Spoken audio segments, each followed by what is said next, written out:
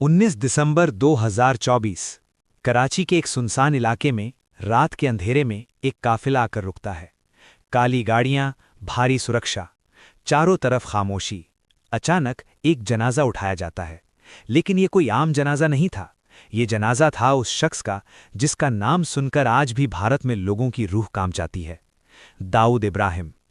Pakistani media में खबरें फैलने लगीं।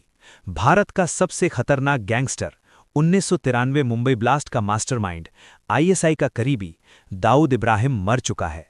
लेकिन सवाल है, क्या सच में वो मर गया या ये एक और साजिश है?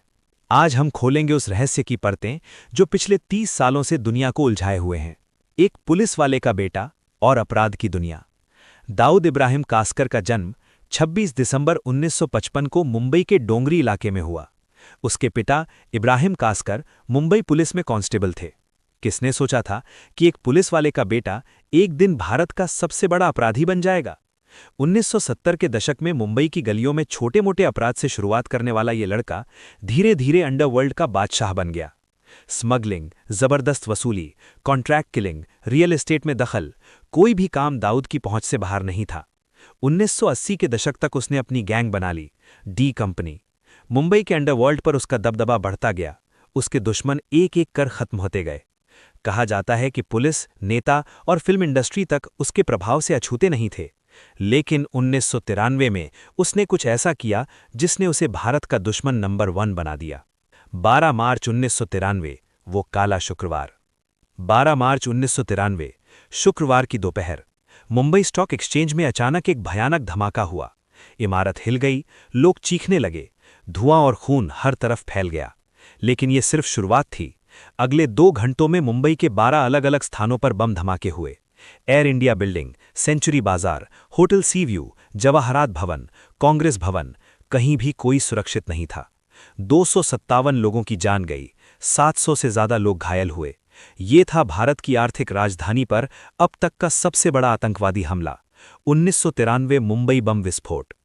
जांच में सामने आया कि इस हमले के पीछे डी कंपनी का हाथ था। दाऊद के करीबी सहयोगियों में टाइगर मेमन और याकूब मेमन के नाम सामने आए। भारतीय एजेंसियों ने आरोप लगाया कि पाकिस्तान की खुफिया एजेंसी आईएसआई के सहयोग से आरडीएक्स और हथियार भारत लाए गए। 1993 के बाद दाऊद कभी भारत नहीं लौटा। दुबई से कराची और रहस्यमयी जिंदगी। मुंबई ब्लास्ट के बाद दाऊद पहले दुबई भागा। 1990 के दशक में दुबई अंडरवर्ल्ड का हब माना जाता था, लेकिन अंतर्राष्ट्रीय दबाव बढ़ने लगा। तब उसे कराची शिफ्ट किया गया, ऐसी खबरें सामने आईं। कहा जाता है कि कराची के क्लिफ्टन इलाके में उसे सुरक्षित ठिकाना मिला, कई सेफ हाउस, पूरी सुरक्षा।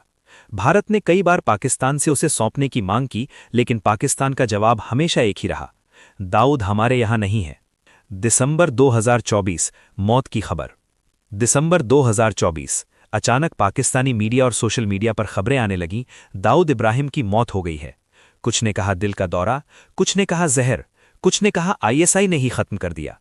कराची के कुछ इलाकों में जनाजे की तस्वीरें वायरल हुईं, लेकिन कोई आधिकारिक पुष्टि नहीं हुई, न पाकिस्तान सरकार की तरफ से न भारत की तरफ से।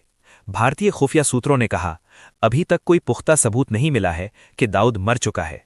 तो सवाल वही है, क्या वो सच में मर गया? 3 बड़ी थ्योरी। प्राकृतिक मौत। 2024 में उसकी उम्र 69 साल थी। कहा जाता है कि वो डायबिटीज, किडनी और हार्ट की बीमारी से जूझ रहा था। अगर यह सच है तो हो सकता है कि उसकी मौत प्राकृतिक कारणों से हुई हो। आईएसआई का खेल। कुछ विश्लेषकों का मानना है कि वो पाकिस्तान के लिए बोझ बन चुका था। अंतर्राष्ट्रीय दबाव, फैटफ का खतरा, संभव है कि उसे चुपचाप रास्ते से हटा दिया गया हो। मौत का नाटक। सबसे दिलचस्प थ्योरी, क्या ये सब एक ड्रामा है? क्या दाऊद ने अपनी मौत की अफवाह फैलाई ताकि दुनिया का ध्यान हट जाए? पिछले 30 सालों में उसके बॉडी डबल्स की चर्चा भी होती रही है। परिवार और गिरती डी कंपनी। दाऊद के परिवार के कई सदस्य चर्चा में रहे। उसकी बहन हसीना पारकर की 2014 में मुंबई में मौत हुई। कहा जाता है कि उसका बेटा मोइन इब्राहिम अंडरवर्ल्ड से जुड़ा हुआ है। लेकिन सच ये भी है, 1980 और 90 के दशक वाला अंडरवर्ल्ड अब नहीं रहा। मुंबई पुलिस की एंटी एक्सटॉर्शन सेल और एनकाउंटर स्पेशलिस्ट्स ने कई गैंग्स को खत्म कर दिया। दाऊद का पुराना साथी और बाद में दुश्मन बना छोटा राजन 2015 में इंडोनेशिया से गिरफ्तार कर भारत लाया गया। आज डी कंपनी की गतिविधियां सीमित बताई जाती हैं, हवाला, ड्रग्स तस्करी और कुछ रियल एस्टेट डील्स।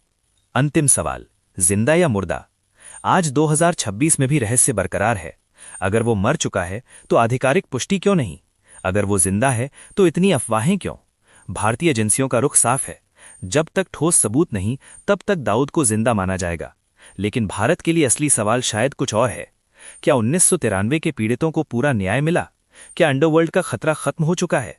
दाऊद सिर्फ एक नाम नहीं है, वो एक प्रतीक है, आतंकवाद, अंडरवर्ल्ड और राजनीति के काले गठजोड़ का।